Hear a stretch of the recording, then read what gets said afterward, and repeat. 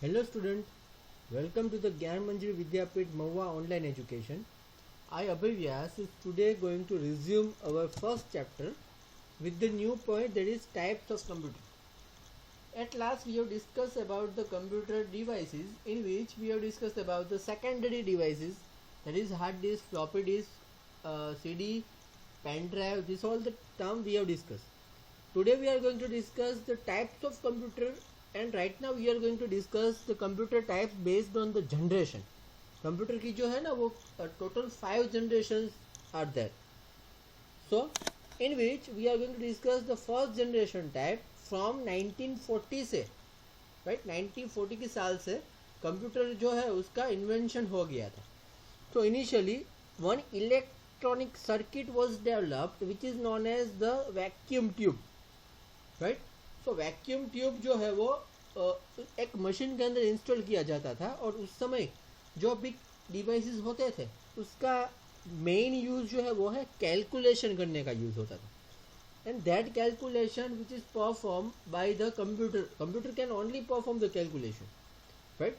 So this kind of computer which is known as the first generation computer, पहली generation के computer 1940s में develop हुए थे. Vacuum tubes कर circuit जो आती थी वो यूज होती थी, और उस कंप्यूटर का जो बेसिक यूज होता था वो क्या होता था, कैलकुलेशन करना. So this computer can use the circuit which is known as vacuum tube, and this computer is also use the punch card, और you can say the punch paper tape. ये जो है वो इनपुट कंप्यूटर को send करने के लिए ये डिवाइस होता था, क्योंकि फर्स्ट जनरेशन के अंदर 1940 के साल में कीबोर्ड या तो माउस जैसे कोई इनपुट डिवाइसेस का इन्वेंशन नहीं हुआ था, तभी ऐसे कोई डिवाइस थे ही नहीं. सो उस समय इनपुट के तौर पर पंच कार्ड या तो पंच्ड पेपर टैप जैसा कोई एक कार्ड आता था, उसके ऊपर आपको जो है वो डेटा होता था, जो भी इनपुट होता था वो लिखना होता था, और वो card as a input computer को सेंड करना होता था. और वो जो स्पेसिफिक इनपुट होता था वो मेन स्टोरेज मीडियम के अंदर स्टोर होता था, right. So this is about the first generation computer. After that the specific inventor name is given over here, that is John मॉकली and J प्रेस्पर Eckhart. ये दोनों person ने डिजाइन किया था एक मशीन जिसका नाम था ENIAC, ENIAC, जिसका पूरा नाम था electronic numerical integrator and computer, right. ENIAC, that is electronic numerical integrator and computer. ऐसा एक मशीन डेवलप किया था, राइट. उस मशीन को जो है वो first electronic general purpose computer कहा जाता था. First electronic general purpose computer कहा जाता था. जो मशीन जो है ना वो जनरल पर्पस के लिए यूज होता था. ये मशीन जो था ना वो 1000 टाइम फास्टर था as comparing with this particular normal computer. जो नॉर्मल पहले जनरेशन में 1940 में कंप्यूटर जो डेवलप हुआ था ना, जिसके अंदर वैक्यूम ट्यूब का यूज होता था, वो कंप्यूटर से 1000 टाइम फास्टर उसकी स्पीड थी. और ये ENIAC कंप्यूटर के अंदर मॉडर्न कंप्यूटिंग टेक्निक्स, उसके पार्ट्स जो थे वो थोड़े एडवांस है, वो थोड़ा स्पीडीली वर्क कर पाता था. तो ये ENIAC का दौर जो है वो चला 1941 से लेकर 1945 तक, राइट. और यहाँ पर एक डिसएडवांटेज ये था मशीन का कि ENIAC और ये जो फर्स्ट जनरेशन का कंप्यूटर का मशीन है वो वैक्यूम ट्यूब का यूज करता था. तो वो वैक्यूम ट्यूब जो है ना वो काफी हीट जनरेट करता था, काफी गर्मी जनरेट करता था. तो ऐसे कंप्यूटर को भी must have to use AC, हमें AC का यूज करना ही पड़ता था, otherwise we are not able to stay in a room with a computer. Computer के अंदर हम उस रूम में रह नहीं सकते, उतनी ज्यादा जो है वो वैक्यूम ट्यूब हीट जनरेट करती थी. तो अभी वैक्यूम ट्यूब को रिप्लेस करने के लिए इन 1947 you can observe the cursor, मेरा कर्सर को आप ऑब्जर्व करोगे, इन 1947 transistor is replaced, right. Transistor जो है वो वैक्यूम ट्यूब को रिप्लेस कर देता है. तो अभी नया एक सर्किट आया जिसका नाम है ट्रांजिस्टर. तो ट्रांजिस्टर जो है वो काफी लेस पावर कंज्यूम करता है as comparing with vacuum tube से जो है वो लेस पावर कंज्यूम करता है, वो साइज में भी काफ़ी छोटा है, right. It is small in size and it occupies, it consumes less power supply. Power supply काफ़ी लेस कंज्यूम करता था. तो उस समय 1947 के बाद जो है कंप्यूटर के अंदर ट्रांजिस्टर की सर्किट का यूज होने लगा, जिसे हम सेकेंड जनरेशन कंप्यूटर भी कह सकते हैं, राइट. ये कंप्यूटर जो है वो 1940 से लेकर 1960 तक चले और इस कंप्यूटर के अंदर ट्रांजिस्टर जैसी छोटी सर्किट का यूज हुआ. और मेन इस कंप्यूटर की साइज भी थोड़ी छोटी होगी, हीट भी थोड़ी कम जनरेट करने लगा. हीट तो अभी जनरेट होती थी लेकिन वैक्यूम ट्यूब जितनी ज़्यादा हीट जनरेट नहीं करता था.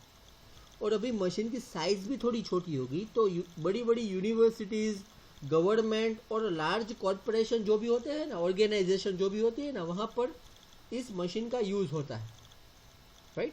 1947 से लेकर 1960 तक जितनी भी यूनिवर्सिटीज़, गवर्नमेंट और लार्ज कॉरपोरेशंस होते हैं, वहाँ पर this kind of machine, second generation machine which is used, right.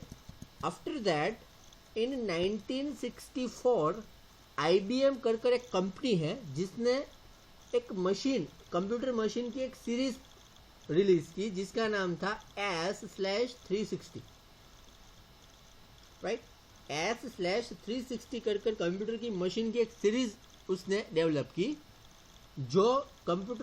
जिस कंप्यूटर के अंदर कई सारे software, combination of different kind of software available थे. कई अलग अलग सॉफ्टवेयर जिस मशीन के अंदर अवेलेबल थे, जिसकी मदद से आप अलग अलग प्रकार का कार्य कंप्यूटर के पास करवा सकते हैं. और IBM ने 1964 में ये जो सीरीज मशीन की रिलीज की, वो मशीन काफ़ी स्पीड में वर्क करते थे, जिसके अंदर स्टोरेज कैपेसिटी भी काफ़ी ज़्यादा थी और उसकी प्राइस जो है वो as comparing with the first generation थोड़ी कम थी, राइट. तो मशीन स्पीडी हो गए, कैपेसिटी भी आ गई मशीन के अंदर और प्राइस थोड़ी जो है उस मशीन की लो हो गई. और ये जो कंप्यूटर IBM ने डेवलप किया है ये सीरीज, उस कंप्यूटर की एक और एडवांटेज ये है कि ये अलग अलग टाइप का ऑपरेशंस भी परफॉर्म कर सकते हैं. ये सिर्फ कैलकुलेशन पर्पस के लिए डेवलप नहीं हुए, ये जो है वो कई डिफरेंट टाइप्स ऑफ डेटा के प्रोसेसिंग के लिए भी उसका यूज होता है, right. So this is about this specific term that is IBM developed series. Then the use of computer become wide spread with the third generation. Third generation जब आई ना कंप्यूटर की, तभी से कंप्यूटर का यूज जो है वो दुनिया में बढ़ने लगा. मीन्स सभी जगह कंप्यूटर का यूज जो है वो होने लगा. तो उस जनरेशन के अंदर यहाँ पर डेवलपर्स के नाम दिए गए हैं. थर्ड जनरेशन के अंदर डेवलपर के नाम जो है वो है Jack's Clair Kilby's and Robert Noyce. ये दोनों जो पर्सन है उन लोगों ने एक स्पेसिफिक सर्किट का इन्वेंशन किया जिसका नाम था इंटीग्रेटेड सर्किट, और उसका दूसरा नाम है माइक्रोचिप. मीन्स जो डिसएडवांटेज वैक्यूम ट्यूब और ट्रांजिस्टर में था कि वो स्पेसिफिक सर्किट थोड़ी हीट तो जनरेट करती थी, वैक्यूम ट्यूब सबसे ज़्यादा हीट जनरेट करती थी, ट्रांजिस्टर उससे थोड़ी कम हीट जनरेट करती थी. बट यहाँ पर इंटीग्रेटेड सर्किट आने से हीट का प्रॉब्लम जो है वो कई हद तक सॉल्व हो गया. ये काफ़ी कम हीट जनरेट करती है और प्रोसेसिंग में काफ़ी पावरफुल है. That means it can perform the high level processing very speedy. Processing का काम थोड़ी स्पीडीली होने लगा, राइट. और इंटीग्रेटेड सर्किट जो है वो साइज में काफ़ी स्मॉल है. इंटीग्रेटेड सर्किट काफ़ी स्मॉल इन साइज है, तो कंप्यूटर की साइज भी अभी स्मॉल हो गई. सो जब भी कंप्यूटर की साइज स्मॉल हो गई तभी सभी जगह कंप्यूटर जो है वो यूज़ होने लगे. जब भी कंप्यूटर की साइज बड़ी थी तो सभी जगह कंप्यूटर का यूज़ होना फिजिबल नहीं था. अभी कंप्यूटर की साइज स्मॉल हो गई, इंटीग्रेटेड सर्किट थोड़ी स्मॉल है, तो उसे छोटे छोटे बिजनेसेस एरिया है, छोटी छोटी शॉप्स है, छोटे बिजनेस है, वहाँ पर इस कंप्यूटर के यूज़ जो है वो होने लगे. देन आफ्टर दैट प्रोसेसिंग के अंदर अभी माइक्रोचिप जो ये आई थी, इंटीग्रेटेड सर्किट आई थी, उसके अंदर मल्टी प्रोसेस जो है वो एक टाइम पर नहीं हो पाती थी और प्रोसेसिंग की स्पीड जो है वो काफ़ी अभी भी कुछ हद तक स्लो थी. तो उसके बाद आया फोर्थ जनरेशन के कंप्यूटर जिसका डेवलपमेंट किया है मार्शियन हॉफ्स, राइट। मार्शियन हॉफ्स कर जो पर्सन है उसने इन्वेंट किया है, क्या इन्वेंट किया है? Micro processor. Micro processor is very small in size. वो एक चिप के तौर पर it is available in square chip, काफ़ी स्मॉल साइज की स्क्वायर चिप के अंदर ये चिप आती थी। और इस चिप के यूज से जो प्रोसेसिंग होती थी वो काफ़ी स्पीडीली होती थी। साइज स्मॉल हो गया और ये चिप जो है वो काफ़ी पावरफुल थी, काफ़ी स्पीड के अंदर हमें प्रोसेसिंग कर जो है वो डेटा आउटपुट जो है वो जनरेट करके देती थी, which is available in a 4th generation. Then you can observe this specific cursor over here. आप कर्सर को ऑब्जर्व करोगे। ऑन नवंबर 15, 1971, राइट, 1971 में इंटेल ने जो है वो एक चीज रिलीज की है, फर्स्ट कॉमर्शियल माइक्रो प्रोसेसर। पहला जो है वो कॉमर्शियल माइक्रो प्रोसेसर कर एक चिप रिलीज की है। माइक्रो प्रोसेसर कॉमर्शियल, कॉमर्शियल का मतलब धंधा किया, जो भी बिजनेस है उसके लिए commercial micro processor chip release की है, जिसका एक स्पेसिफिक मॉडल का नाम है वो है 4004, right, which is coupled with Intel RAM chip. वो इंटेल रैम चिप के साथ जो है वो कपल्ड, उसके साथ इंटीग्रेटेड था, राइट। और उसका इन्वेंशन किसने किया था? बॉब डेनार्ड ने, राइट। आईबीएम के अंदर बॉब डेनार्ड जो है वो वर्क करता था और उसने ये first commercial micro processor chip, जिसका मॉडल का नाम था 4004, उसे इंटेल रैम चिप के साथ इंटीग्रेटेड किया गया था। और बॉब डेनार्ड ने, जो आईबीएम के अंदर वर्क करता था, उसने ये माइक्रो प्रोसेसर चिप जो है वो डेवलप की थी इन a 4th generation computer, right. 4th generation के अंदर जिसके अंदर काफ़ी स्मॉल और काफ़ी फास्टर चिप जो है वो काफ़ी स्मॉल थी। चिप जितनी स्मॉल होती है उतना ही स्मॉल कंप्यूटर होता है, और वर्क करने में वो चिप जो है वो काफ़ी फास्टर, राइट। सो ये जब भी ये चिप मार्केट में आई तभी के कंप्यूटर के मॉडल का नाम क्या था? पेंटियम 4, राइट, जो कि लेटेस्ट कंप्यूटर थे तभी के, पेंटियम 4। और वो कंप्यूटर स्पीड में काफ़ी बेहतर थे, काफ़ी स्पीडीली वर्क कर पाते थे। उसके अंदर इंटेल कंपनी की प्रोसेसर, इंटेल कंपनी की चिप जो है वो लगी हुई होती थी। और ये पेंटियम 4 एक्सट्रीम एडिशन जो है वो हाइपर थ्रेडिंग टेक्नोलॉजी से बना होता था। तो हाइपर थ्रेडिंग टेक्नोलॉजी जो थी ना, उससे हमें कंप्यूटर के अंदर काफ़ी स्पीड में हम किसी भी प्रोसेस को एग्जीक्यूट कर पाते थे। We can execute anything with high speed with the help of computer, right. So this is all about the computer generation. ये जो थी वो कंप्यूटर की 4 अलग अलग जनरेशन थी। और आज के समय में जो भी हम यूज़ कर रहे हैं दैट इज मोबाइल, स्मार्टफोन। तो smartphone is one type of micro computer. Smartphone जो है वो एक तरह के कंप्यूटर है। लैपटॉप, राइट, टैबलेट, ये सभी कंप्यूटर्स है। तो ये सभी जो है वो 5th जनरेशन के आज के समय के कंप्यूटर्स है, जिसका यूज हम आज के समय में कर रहे हैं।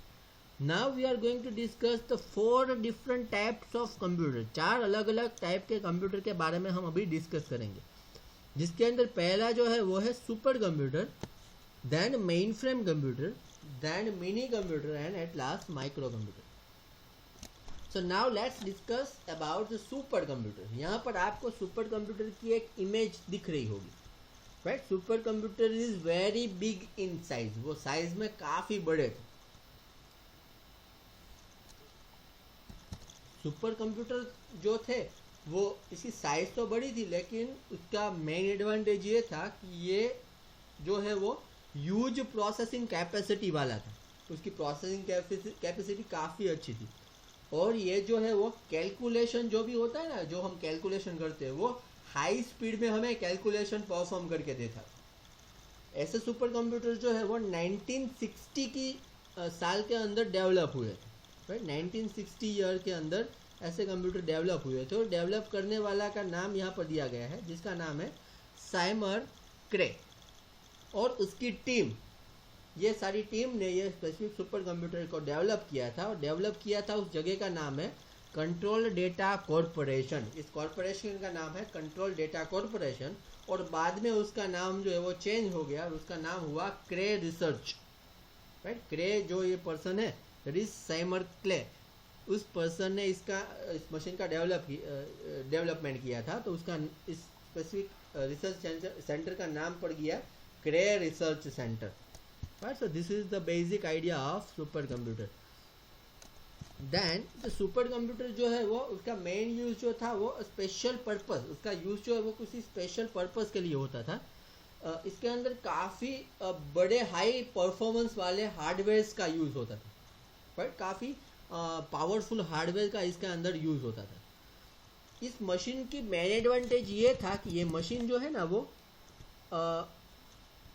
एस्ट्रोफिजिकल कैलकुलेशन या तो कोड ब्रेकिंग जैसे हाई लेवल टास्क परफॉर्म कर पाते थे, राइट। तो उसके अंदर जो है वो बेसिकली कई सारे ऐसे सॉफ्टवेयर और एप्लीकेशन थे जो एस्ट्रोनॉमी, जो भी एस्ट्रोनॉमी होती है ना उसके बेस्ड उसका कैलकुलेशन कर सके। तो उसका एक एग्जाम्पल यहाँ पर दिया गया है कि उसका एग्जाम्पल है deep blue for playing chess. एक ऐसा इसके अंदर एप्लीकेशन था जिसका नाम है deep blue for playing chess. Chess playing के बारे में इसके अंदर एक स्पेसिफिक एप्लीकेशन इंस्टॉल था। उसके बाद ग्रेप फॉर एस्ट्रोफिजिक्स, ग्रेप कर इसके अंदर एक एप्लीकेशन इंस्टॉल था जिसका नाम था ग्रेप फॉर एस्ट्रोफिजिक्स। एस्ट्रोफिजिक्स के बारे में एक एप्लीकेशन है, इसका नाम है ग्रेप, राइट। सो इसके अंदर ये सभी चीज़ें जो है वो इंस्टॉल थी। सो बेसिकली पहला जो सुपर कंप्यूटर, सबसे फास्टेस्ट सुपर कंप्यूटर जो इन्वेंट हुआ वो इन्वेंट किया है जापान कंट्री ने, और उस स्पेसिफिक इंस्टीट्यूट का नाम जो है वो है Yokohama institute of earth science, that is available in Japan. The fastest super computer today, आज के समय में जो फास्टेस्ट कंप्यूटर हमें मिल रहा है अर्थ के अंदर, वो अवेलेबल है योकोहामा इंस्टीट्यूट के अंदर, जो अवेलेबल है जापान कंट्री के अंदर, right. So this is about the super computer related information. Then एक सुपर कंप्यूटर डेवलप हुआ है जो इंडिया के अंदर हुआ है, जिसका नाम है परम। परम is a series of super computer. Super computer की सीरीज है जिसके अंदर कई सारे डिफरेंट वर्जन आते हैं। वो डेवलप हुआ है हमारे इंडिया में, उसका सेंटर है बेसिकली वो कहाँ पर डेवलप हुआ है, तो वो डेवलप हुआ है centre for development of advance computing, that is CDAC। यहाँ पर नाम दिया गया है that is CDAC, right, CDAC। So this particular Param computer which is developed over here in India, in Pune, Pune जो कंट्री है वहाँ पर इस कंप्यूटर का डेवलपमेंट हुआ है।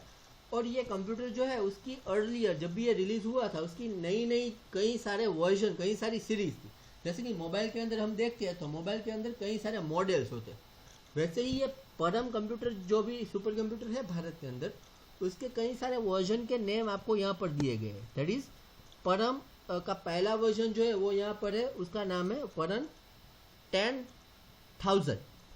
Then the next version that is Param 9000/SS, ये उसका वर्जन का नाम।